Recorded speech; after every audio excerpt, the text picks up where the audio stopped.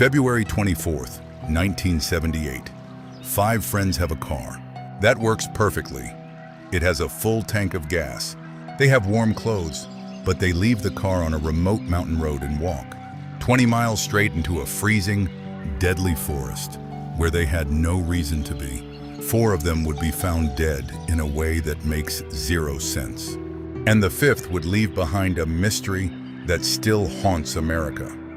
Meet the Yuba County 5. Jack Madruga, 29. Jackie Huett, 24. Bill Sterling, 29. Ted Weiher, 32. And Gary Mathias, 25. They all had mild intellectual disabilities, but they were inseparable. They called themselves the Gateway Gators. That night, they were driving home after watching a basketball game at Chico State. A simple 50-mile drive home. They never made it.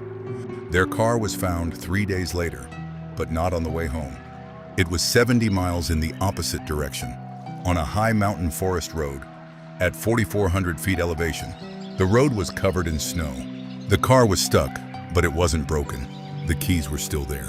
And here's the insane part. The car could have been pushed out.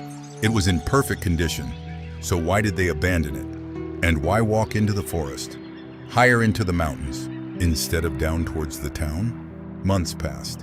Then in June, when the snow melted, hikers found something terrifying. 19.4 miles away from the car, a Forest Service trailer.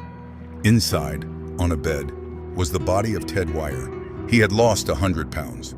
He had starved to death.